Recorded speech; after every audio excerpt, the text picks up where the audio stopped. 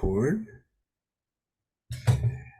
And so, hello everyone. I'm Michael Naylor, and I'm calling from wintry South Portland, Maine, where the temperatures drop below 40. And so we're grieving the loss of sunlight at the same time. And I'm the director of the Maine Enneagram Center for Transformation and Change, and I've been doing these YouTube interviews for a little over 3 years. You know, COVID inspired me to find another avenue, and it's just been a wonderful awakening and education for me to get to hear people's personal stories and just to see how many differences there are within each of the types. You know, there's a kind of psychic link, and then there's this other sort of almost unnameable spiritual part of the person that comes through, and that's always such a joy to be in the presence of. So today I've got a newly met friend, Geno Gallegos, close, and I met Geno in 2 workshops in the last several months. One was a Awaken workshop, which is a 5.5 day workshop where people involved in Illuman came to Virginia from different parts of the world. There was like 240 men, which is really amazing. And then I was inspired to jump into the New Mexico Illuman Men's Rites of Passage about 8 days later. And something said, jump off the ledge, let's go see what's going on here. And so I spent another 5 or 6 days there, which was just, for me, so transforming on many levels. And of course, I've done a lot of inner work, and just about the time I think, how could I go deeper, then something happens and I go, oh my word, this is blowing me away. So it was there that I got to be with Geno and witness his energy and his joy and enthusiasm, and I'm thinking there is potentially a type 7 human being here, and because he was just lit up all the time, and so it turns out it's true. And so Geno is giving his time to us today just to talk about his journey around work with his Enneagram type 7 energy, and just what's really supported him in his own inner work, men's work, so that each of us has an opportunity to take what we need and leave the rest in terms of what we get offered. So that said, just a pleasure to have you here. I'm really happy to be with you, and just tell us where you want to start, and I will follow along. Well done. Good morning. And Michael, thank you and your viewers. And I just honor the space that you have created here, especially in response to all things COVID. That was such a huge wounding in many ways for the world, and so much grief was going on. And so I really bow to your response in a healthy way to creating a space for these kind of conversations. And obviously you've been having these conversations for a long time. And so I'm just so thankful to be able to ride that wave that you created over the course of years with so many people in the Enneagram work. And I'm really glad you introduced me so well by Geno Gallegos. So my official name is Gene Gallegos, but my friends like you, Michael, call me Geno. So that's also an honor, and I thank you. So for those who don't know me at all, and there's no need to, is I've been involved in Illuman, which is Richard Rohr, through his wonderful mystical contemplative work and the community he has created, started what's known as the men's work, which evolved into Illuman, which is a national organization, global now. We have Illuman, our brothers in Europe, who have taken on the work in with a European set of wisdom teachings that they honor as well. And we're really supporting one another, not as perfect men, not as super religious men, but as authentic men, those who have wounds and issues and Enneagram highs and lows, and men in a community who honors each man's unique expression of humanity and a unique expression of masculinity in whatever way and variations and iterations that means to that particular man. So that's been wonderful. And I've been involved with the Men's Rites of Passage. So Illuman National hosts these Men's Rites of Passage, which is what you went on here in New Mexico. That was, oh my gosh, such a mind-blowing, brilliant experience. There are always sacred spaces where so much transformation going on, but the one we just had a little over a month ago, it ended on October 1st, 2023. So just over a month ago now. Today's the 3rd of November. So it was just it was so meaningful to me personally and the men in Illuman, New Mexico, and men from all over North America. We had men from Maine, of course, Quebec, Canada, Seattle, California, Florida, New York City. Locally, men showed up and dove deep into this type of work. And so that I made my Men's Rites of Passage in 2015. And I returned from that transformative experience. And, life was hitting the fan. There's another way of saying that. 2015 was an intense year for me. And so there was so much going on and so much was up in the air. And I was panicked and terrified and confused. And I made this agreement with higher power, the divine mystery, God, whatever word you want to use for that, being, that loving being. And I made a deal. And I said, I'm going to go on my Men's Rites of Passage and I'm going to participate, use that 7 energy in a positive way. And I challenged my higher power to show up. I said, please show up and show me what to do next. And I went to the Men's Rites of Passage, participated to the best of my ability in those sacred rituals as a 7 with that 7 energy, which I didn't really know I was then. And I came back and I went to Richard Rohr and I just told him, thank you for that, for being a part of that incredible experience. He wasn't there, but I know that his teachings inspired that experience. And I told him, how can I help in this process? I'll wash dishes, I'll push brooms, I'll sweep, I'll do what you need to do. And he told me 2 things. He said, get involved and stay involved. So I really consider, Michael, this conversation as an extension of that, getting involved and staying involved with the healing spaces that we need.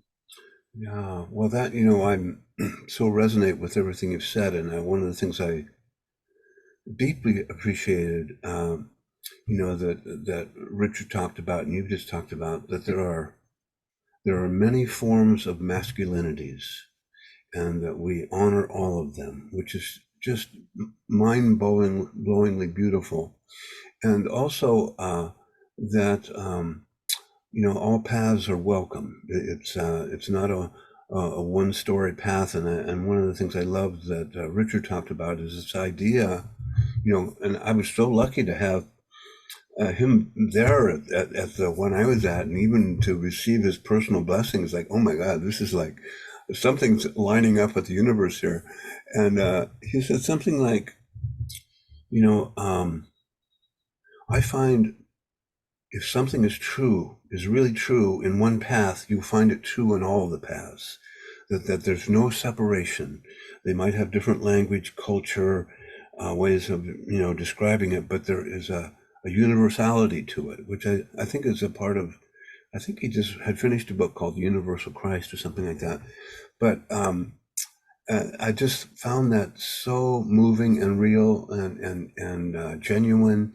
And then what you said is this idea of each man having the opportunity to really begin to relax enough to be able to rest in their own authenticity and bring forth whatever their gifts are. And that to me is just just strikes home every time I hear it. So thank you for that.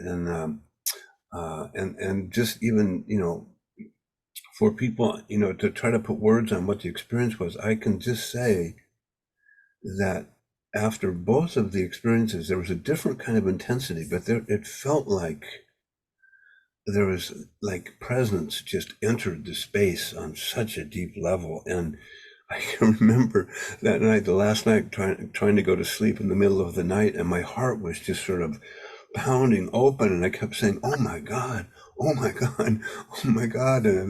Well, I've been touched by something here, and it was really deeply powerful. And again, for me, what was so beautiful was to be with all of these men, different size, different shapes, different colors, who were also amazingly kind and welcoming. And I thought, this is how real men are. This is like the brothers that I have around the planet are like these guys, except there's like 90 of them here.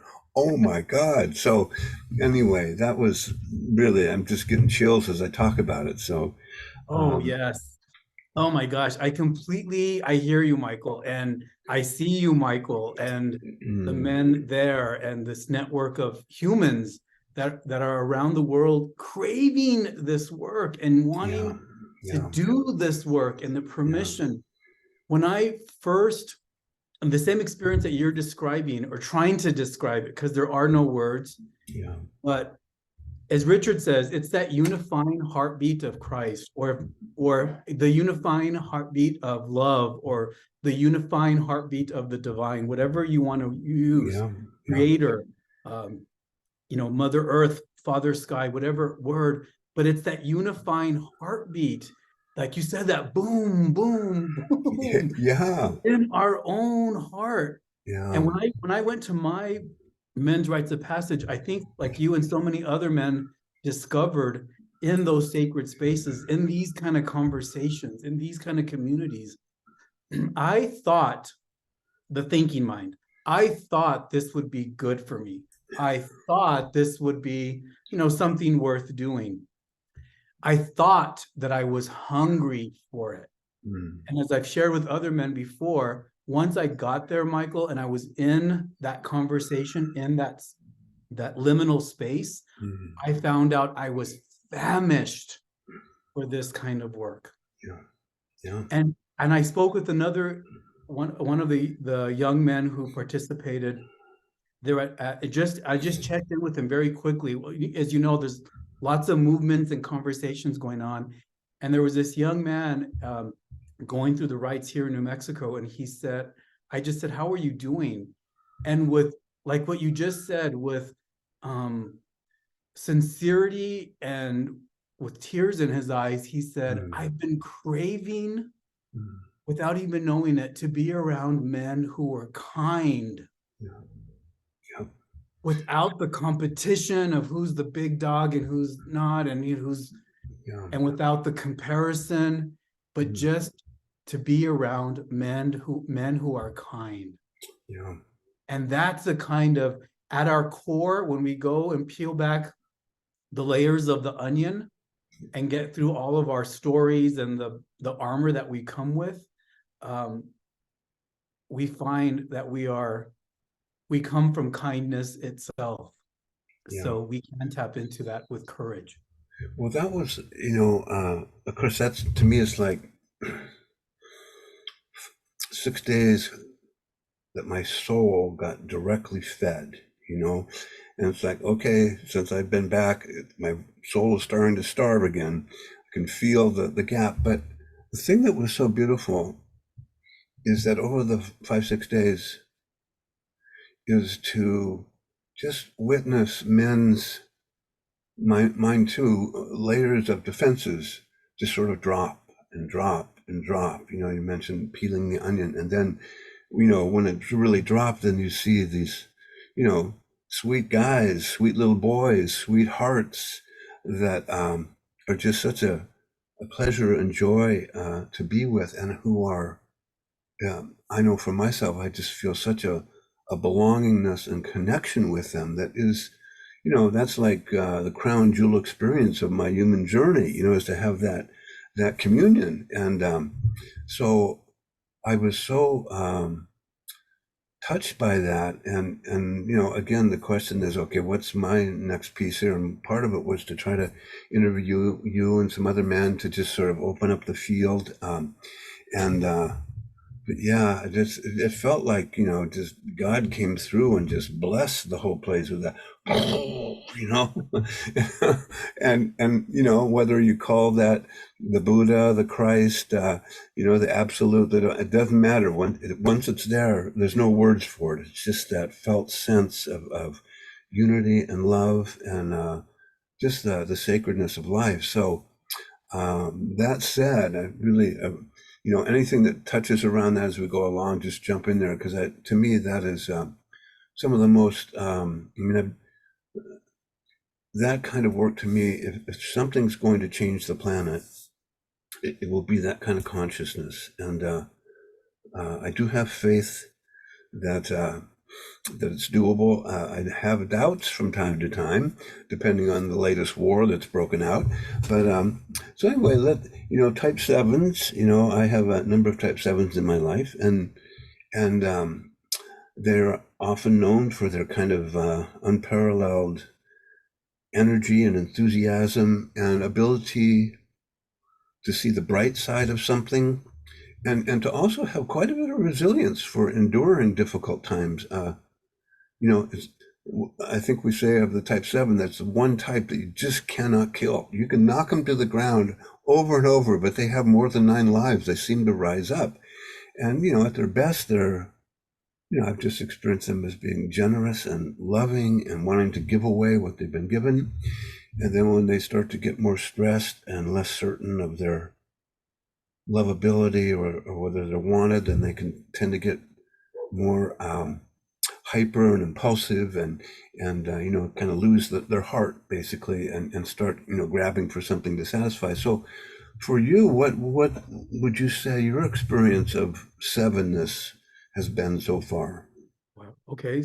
Thank you. I so one of the things that it's prayer and meditation, and not prayer necessarily from memorized church religious doctrines, but more, as we know, prayer is more about the intention than the words, as many wise elders have taught me and have shared with me. One of the ones that I think is, and I want to say it right now and pray it with and share it with those people. And I heard this through the work of Dr. Alan Berger. But it's, if we just take a deep breath, and as a 7, it's hard because my ego, my 7ness, instantly jumps through to solutions and ideas to avoid pain or fix it even better. Yeah. But this is a variation of the set aside prayer that was shared at both the Men's Rites of Passage and before that, the week before, at Awaken, which is the National Illuman event. But it's God, Buddha, Creator, Allah, divine mystery, help me to set aside everything I think I know about myself. Help me to set aside everything I think I know about you and about others and about life itself. Help me to have an open mind and an open heart so that I may have a new experience with everything that you have created. Help me to live only your truth. That, for me, Michael, that beautiful prayer. Variation of the set aside prayer that continues to evolve is part of what I never wanted to do in my unhealthy 7. My unhealthy 7, I'm the 6th of 7 children, right? So I think very early on, in being in a household with 2 parents and 7 kids, there was, you can imagine, the adrenaline, the emotion, the hormones, the social life, and all of their own Enneagram types. You know, I really needed to develop a personality sooner than later in order to survive in a busy household.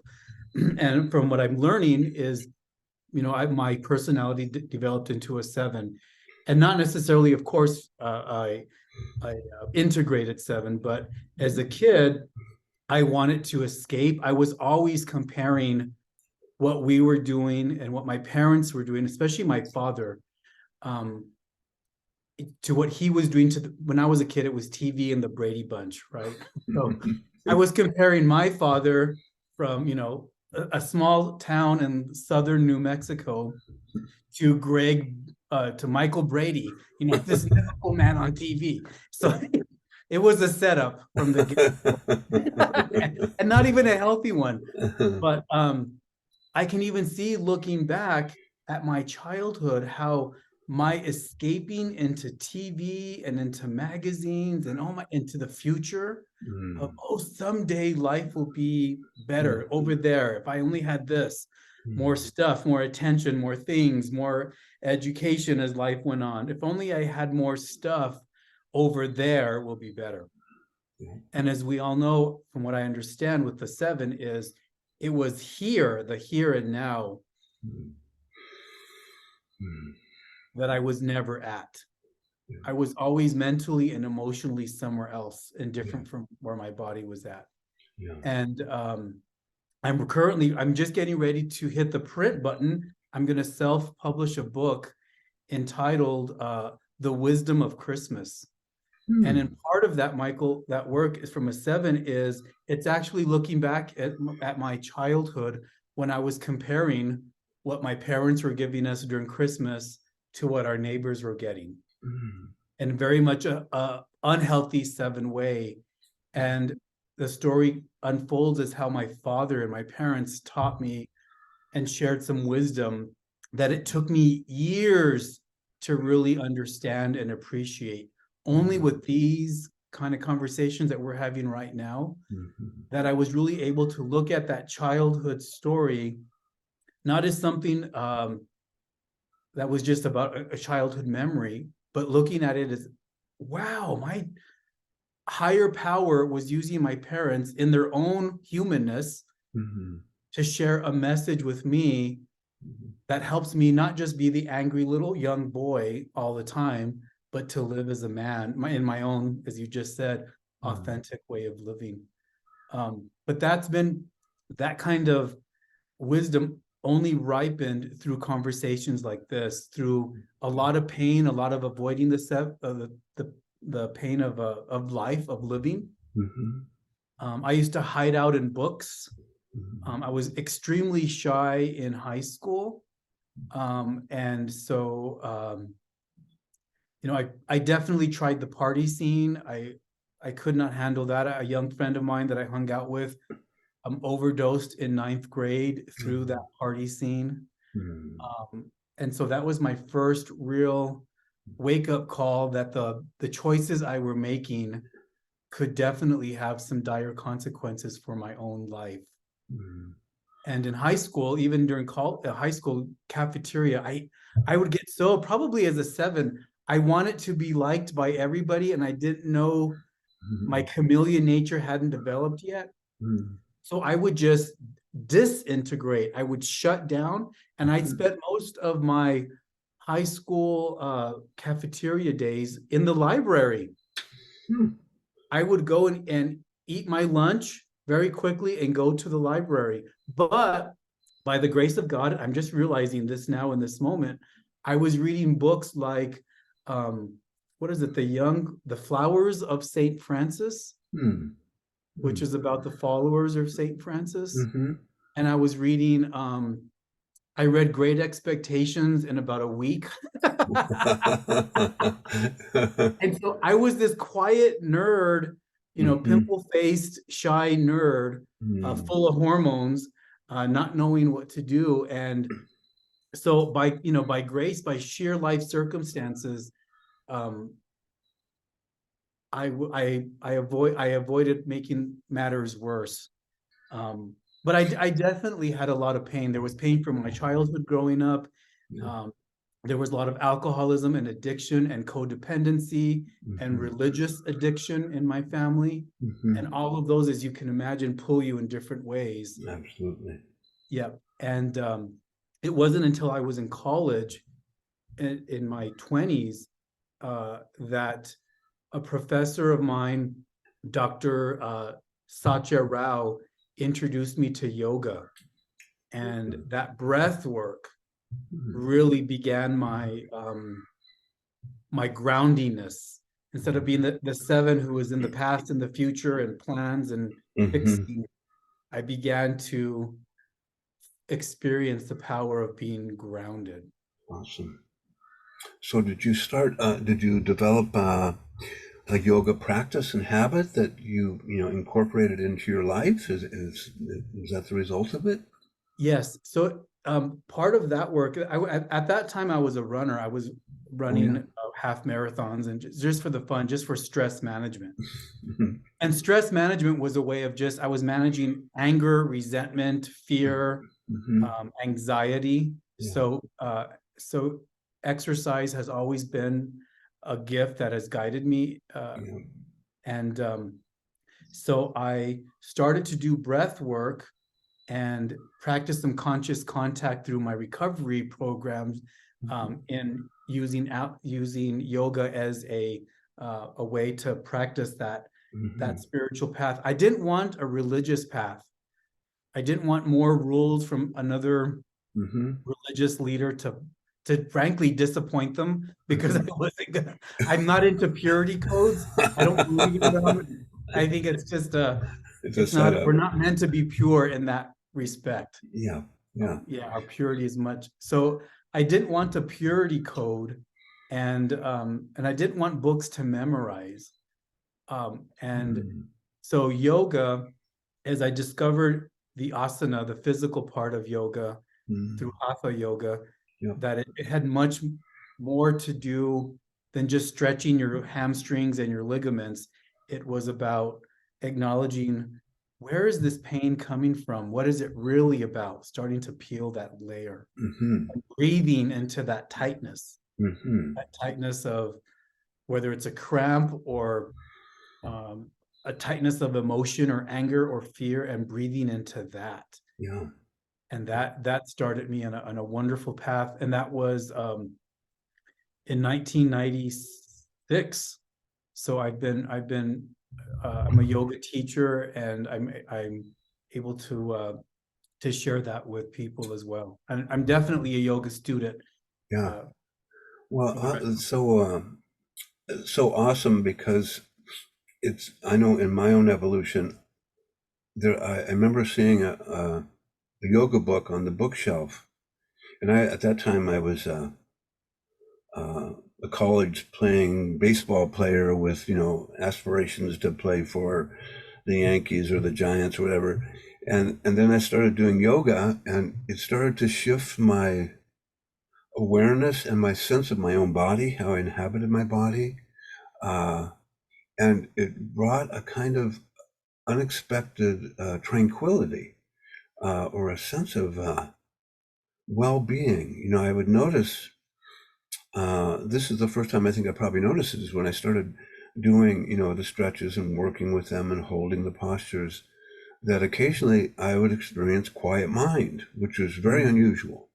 I couldn't maintain it afterwards, but that was definitely a big doorway. And I still use yoga, a couple times a week, as a way of bringing myself down and in. And just to add on to that, one of the things I really appreciated when we were at the MROP in Albuquerque was the attention that you would bring, and others, to this idea whenever we would start a new exercise, to go, okay, notice that your head is starting to figure this out before we get there. All normal, but see if you can bring some attention down into your heart, and just to not go into the theorizing, picturing, visualizing what's coming, but just so you can be here in this moment. And I thought that was so, that's a practice that I work with, in my life, but just to have it brought in there over and over again, just dropping down was really awesome. And I think it had, profound effects on people. So I just wanted to thank you for that. And that whole, one of the things I've noticed with the sevens in my life, they may have the fastest mental apparatus on the planet. I mean, they can think of things so quickly and even articulate them very fast. I often say type sevens are fast talkers. It's the opposite of the Jerry Seinfeld thing of a slow talker, but really quick and fast and pick up things quick. And so the idea of I'm always curious about what is it that helps a seven to develop more stillness and to trust that, because that head center has all such juicy things to think about, and what's the one thing sevens will say is, when I'm really caught up in my patterns, I have a fear of missing out.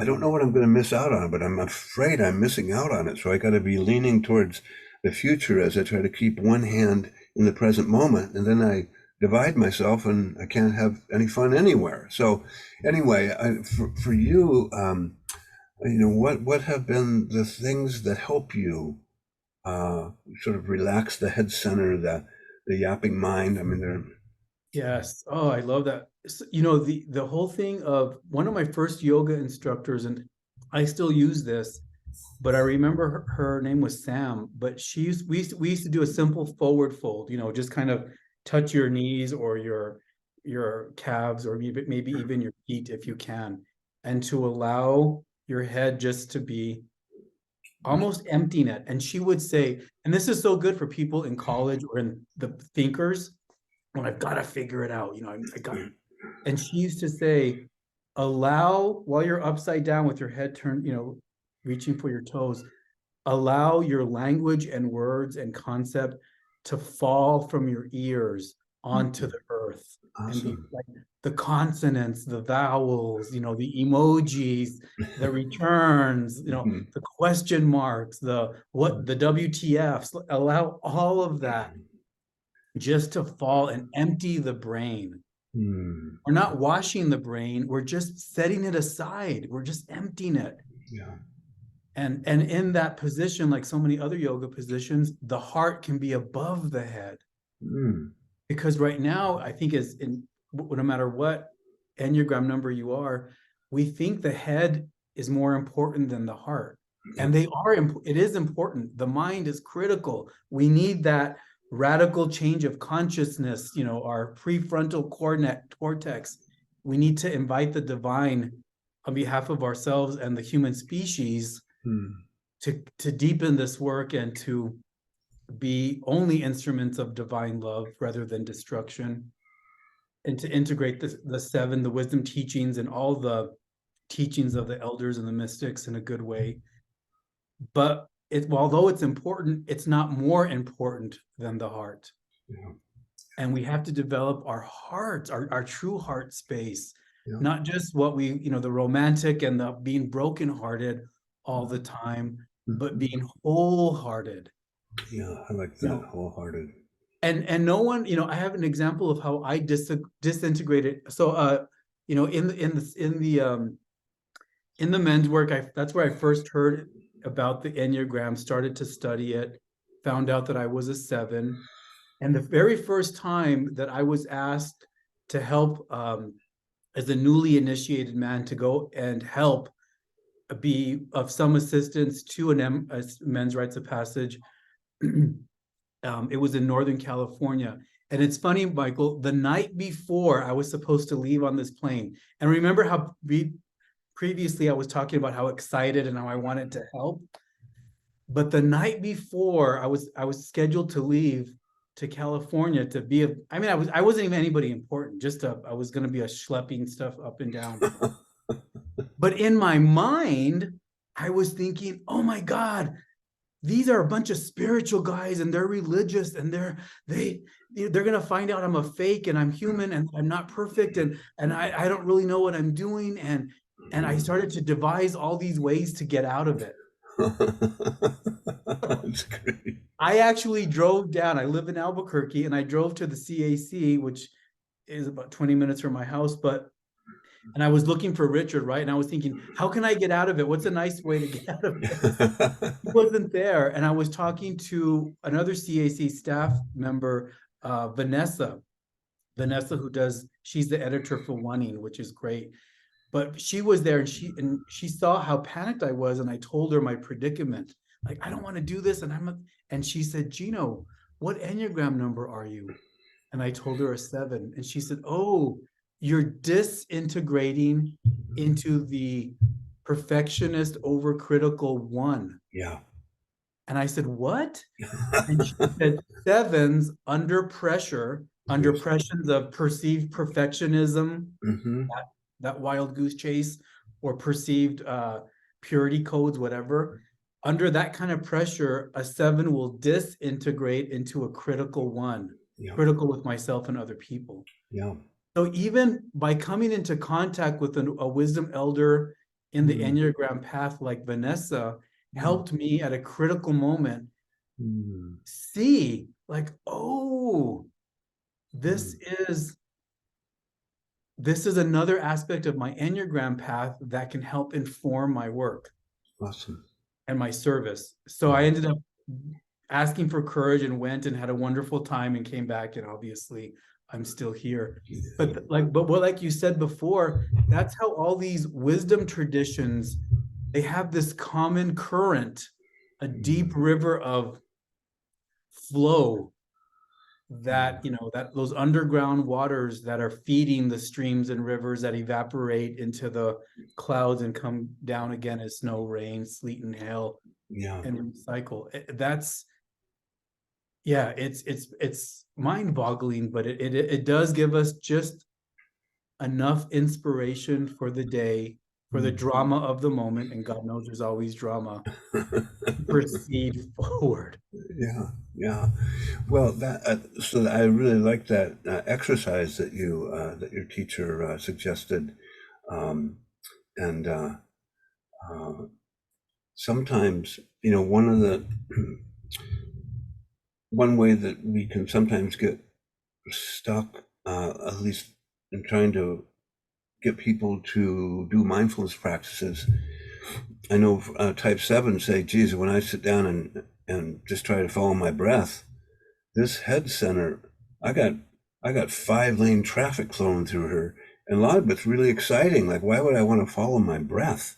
This is like, I can have all these futuristic experiences right now in my head and feel good about them, at least entertain myself.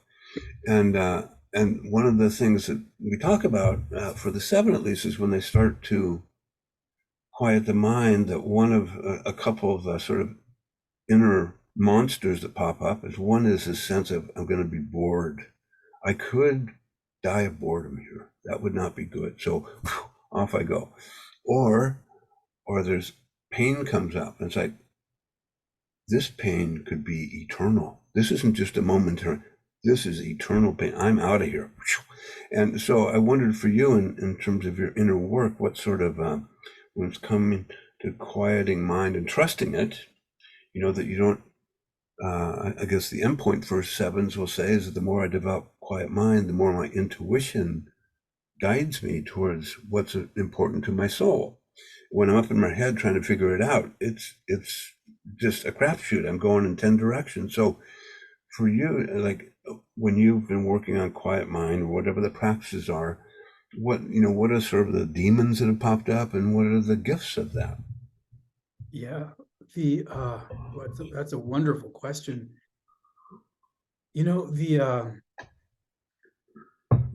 A Buddhist friend of mine reminds me that the gut, our stomach is meant to digest things. Whether I eat a banana, it digests. A blueberry, it digests. A burrito, a steak, tofu, it's meant to digest. That's what it does. Yeah. Doesn't mean us any harm. It's whatever we put in it, even if it was a paper or something other harmful that it would have trouble digesting, it will still attempt to digest it. Yeah. For good or for ill. The same way with the mind, she said, it's meant to think thoughts. Any thoughts about anything, anywhere, anytime, just think a thought. That's what it does. Yeah. It just does that. Yeah. It's a thought machine. It doesn't necessarily mean us any harm. That's what the mind does. And when I can finally practice awareness, as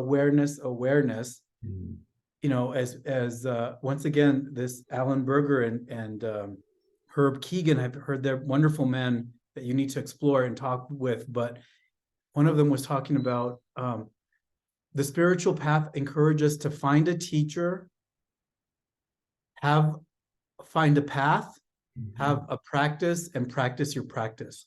Find a teacher, have a path, find a practice, and practice your practice. Yeah. And through mindfulness and awareness, and yoga breath, I visualize words like I'm speaking right now floating out of our mouth. And when I focus on that, whether I'm speaking or you or another person, it helps me stay present in the conversation and in the moment, instead of, well, I bet you Michael's going to ask this, so I better, I should have said it that way. I shouldn't have, did I quote the right person? Did I remember who to attribute, Yeah. But to instead just be here now. And even in my breath work, learning to use the thoughts, no matter what the thoughts are, if they're about hatred, resentment, anger, lust, fear, anxiety, to just say, oh, it's a thought. And the thought is now a reminder, a servant, return to the breath. Oh, but what about this? Return to the, what about that? Return to the breath. This is boring, this is awful. This will never end. Return to the breath. Yeah. Yeah. And when I can do that, that's when we're practicing that Yahweh breath, that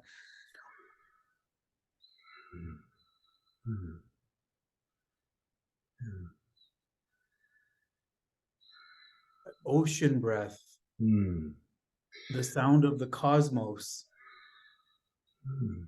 And that's the good medicine that living in the past and the future cannot give. Well, so it reminds me of a practice I learned from Pema Chodron, a Buddhist teacher. Similar, not quite the same, about the idea of sitting and following your breath, and thoughts will come. That's what they do. And going, oh, maybe the thought's like, what am I going to do tomorrow? Just label it. Thought about tomorrow. Come back to your breath. Oh, thought about yesterday. Thought about suffering, but just to sort of touch it and come back in sort of similar fashion. But as I heard you speak it, it's like sort of like actually almost visualizing your thoughts or what you're speaking as being sort of tangible and in the present moment, that keeps you here, which I think is, I haven't heard that before, but I like that idea. Did I hear that correctly? Yes, I think that's Pema is oh my gosh, a magnificent presence in this world. But yes, it's because if we think about it, Michael, no human on the planet in the US, in the English language or any other language or culture around has been able to figure life out. Like in all of our languages, with everything that we know in the brilliant, beautiful languages and the wisdom that we know from so many cultures, we're still in such a quandary as a human species on the planet. So we need the wisdom to be able to lovingly, mindfully set it aside. Like it becomes such a true call and an invitation to a deeper set of work that we need to do so that we can come back to our hearts and this moment. Because the mind, as brilliant as it is adding making the burden so much harder for ourselves and other species and other humans than it has before, it seems like. And so the only way I think, that it is worthwhile exploring is, what if we set that aside just for a nanosecond, not even for a minute? Can I set it aside for a sacred nanosecond and start from there? Yeah. And I think, the divine mystery, the creator of this galaxy and the billions of other galaxies and dimensions and realms that we're just discovering with the James Webb's telescope, like that source of life force can say, yes, if Geno and Michael can set it aside for a nanosecond, I can work with that. Isn't that joy? That's the joy. That's more than fun and more than happiness and excitement. That's joy. Yeah. Well, I'm feeling your joy right now, and that's certainly one of the, you could say, one of the essential qualities of the seven. Sometimes we describe it as causeless joy. It's just a joy to be in this moment, to take this breath, to, sit and talk with you. I have a dear friend who's a type 7, and we'll go to a 7 a.m. AE meeting, and he comes floating. He's kind of like, on Seinfeld, who's that guy that just flies through the door? Kramer, yeah. And he's like 7 energy all the way. And he just comes in, and he will come up to me and say, Michael, it's so good to see you. It's like we haven't talked for 10 years, but it was yesterday. He said, I'm so glad you're here. And I've been up since 5. I walked the streets of Portland, and I did the meditation like you instructed me to do. And now I'm here. And it's like just this light of joy, appreciation of the moment, which sevens embody when they're in a healthy place. And sometimes people can feel blinded by it. Like, too much light, man. You're scorching my eyebrows here. So all right, I'll try to bring it down, or I'll go over here. And so he'll go around the room like a hummingbird and sort of drop and feed and drop and feed, and it's really something to behold, that joy energy, and I could just really feel that coming from you too. In my mind, I call it the garlic effect. So as a 7, I have a strong personality. Mm-hmm. And it can be overbearing, but like too much garlic in the lasagna or too much garlic in the salsa, it can be overbearing. Yes. So I've learned through this work, add what I can, and then release it and allow other people to do their work. Yeah. The 1s and 2s and 3s and 4s and etc. Yeah. To share their gifts. And as a friend, one of my mentors tells me, Geno, we have to become willing to do our part. Be willing to do your part. Be willing, a huge step forward, spiritual practice. To do action, yes. Mm-hmm. My part. But he says, Geno, we must remember, your part is not everything. It's your part. And when we can trust other people to do their part and me to do my part, then the feast of life can unfold. Yeah. That's that generosity, that true generosity. It's not fixing people and let me do it for you, because I don't want, whatever. Mm-hmm. But to allow people to do their work, yeah, and their process and have their path. Then I can, then the garlic effect. Oh, just do a little. 1 clove is enough. Yeah. And that's sufficient. Well, that seems like, that's such a, sort of describes a little bit of the dilemma of the 7. Is like, here I am in a moment, and I can see 5 possibilities for you. And I'm excited they excite me, so they're going to excite you too. And, and if I don't have that kind of presence of mind, I take 5 garlic cloves and drop them on you, and then I watch you dissolve. Or I always notice with the 7 in my life, like people start to slink away. Like, I hope he doesn't see me leave here because I got to get the hell away from this. But, there's like, so I'm so buoyant with what I want to give, but there's like a skillfulness in how I deliver that buoyancy. And that takes, I think, growth and mindfulness and somebody reminding us, you're a part. Yeah. Yes. And I think, in some aspects, I know a fully integrated human being has all Enneagram mm-hmm. numbers, from what I understand. Yeah. But looking at the 7 aspect of even creator, higher power, God, Christ, being the creator of all that is. So this painting behind me, I painted it during 2020, during COVID. and it's just black, and it's a circle, and it was fun doing it. It was trying to get some. I was in so much grief about everything happening during that era.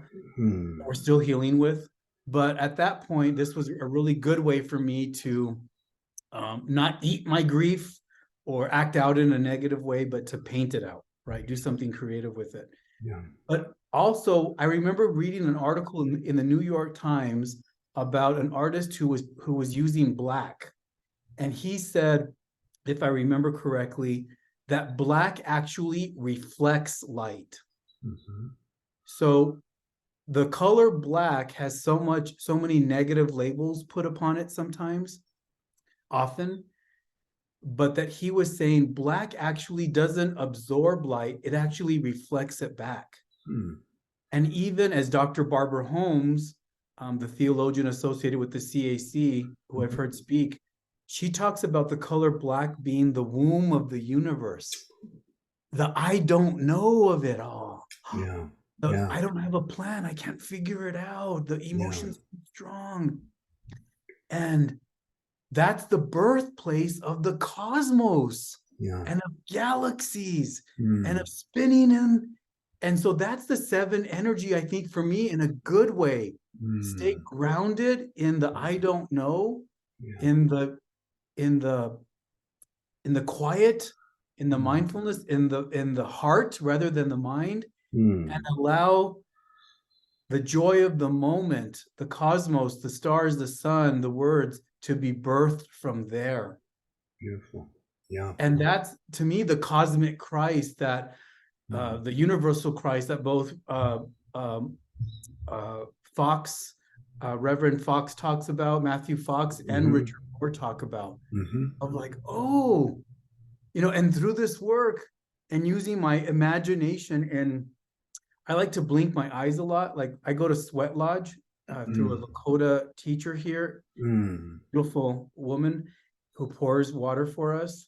And when in a Sweat Lodge, when they close the flap, when you're in there and boom, it goes quiet and dark, that's closing my eyelids for me. But in those kind of spaces, I actually use my 7 energy, I think, I see each cell in our body, Michael, mine, yours, and every other human being on this planet, and nature itself. Every cell is like a galaxy spinning on its own. I like that. That is, in past life regression conversations that I've had, when they talk about, wow, that's how long we've really been alive. Like, oh my God, we stand on the shoulders of many. Yeah. The beings, the insects, the dinosaurs, the waters, the galaxies, the earth, like it's all so magnificent. And we get to be a human being on this little planet in the middle of nowhere for just a little while. It's quite something. Isn't it? Like, thank you. I hope I can max out. I hope it's, yes, let us do good. Yeah, beautiful. Yeah. Well, just savoring your presence and your words and the beautiful optimism of the 7, of the fundamental goodness of human beingness and the whole complex of intelligence that works with us and through us. And so that's, well, let me just ask a few more questions. So one of the things, and you may have alluded to this already, but the 7s I know have known in their evolution have tended to like to be in motion. Like, they're up and off and going and going and going and going and going, and they can, everybody else is falling asleep and they're still going. And then this learning to appreciate stopping, which is like learning quiet mind. Again, it can, for some 7s, they'll feel like if I stop very long, it's like, something could be trailing me, so I got to keep moving here, or I may miss that one experience that transforms me for the rest of my life, so I got to keep plugging away out here, looking to make sure I don't miss it, because I want that experience. I know it's there. So have you had any of those kind of dynamics that you've worked with in the course of your lifetime? Oh yeah, the fear of missing out. And yeah, and then having that transform to the willingness to miss out. Yeah, the willingness being the key, like so many other things, and trusting my life. In the negative part of that, in the painful part of being a seven is, I used to have this image of I want it to be anybody but myself, Michael. I wanted to, when I disintegrated as a teenager and as a young man, I wanted to like literally be, I was crawling out of my own skin. That phrase, which is so apropos when someone is in pain, not knowing what to do with it and how to deal with it. And there was nothing to do with it. That was the problem. It was, and fantasizing, or not even fantasizing, being delusional, believing a lie that, oh, if I was just Michael or Donald Duck or Mickey Mouse, or if I was somewhere else, I would be okay. Yeah. And that very painful way of thinking and not even living, that painful way of surviving, and yeah, so learning that doesn't work. And yeah, I definitely, by the grace of God, growing up, in southern New Mexico, in the 80s, I could have gotten involved in very deadly, there was a lot of addiction and drug and alcohol addiction around, and I could have definitely gone down a path that would have ended in my own demise. And that was certainly an option. And in that same realm, I thought control would be better than that. And so I became really addicted to the adrenaline of fixing people and of helping people. And that's why I ended up going to college and getting I double majored in college, and I got a master's degree.